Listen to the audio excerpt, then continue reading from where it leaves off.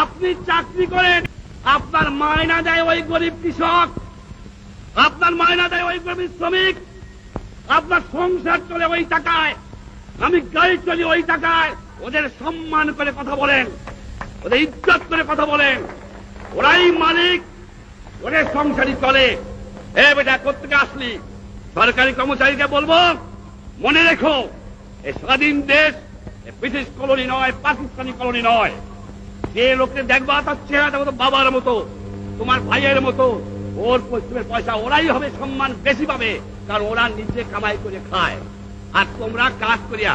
একটা কথা জিজ্ঞাসা করি আপনাদের কাছে, মনে করবেন না কিছু, আমাদের কাছে জিজ্ঞাসা করি, আপনাদের বলবো কেন, আমি তো আপনাদের একজন।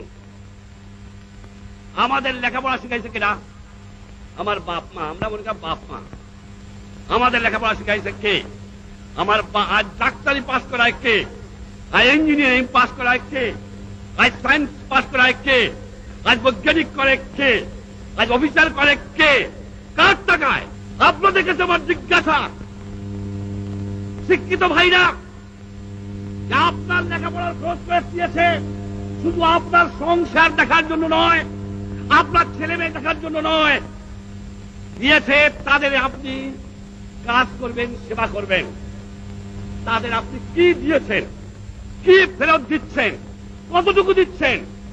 তার টাকায় ইঞ্জিনিয়ার সাহেব, তার টাকায় ডাক্তার সাহেব, তার টাকায় অফিসার সাহেব, তার টাকায় রাজনীতিবিদ সাহেব, তার টাকায় মেম্বার সাহেব, তার টাকায় সব সাহেব। সমাজ যেন খুনে ধরে গেছে। এই সমাজকে আমি চরম আঘাত করতে চাই, এই আঘাত করতে চাই। যে আঘাত করেছিলাম পাকিস্তানিদের, সে আঘাত করতে চাই এই খুনে ধরা সমাজ ব্যবস্থাকে।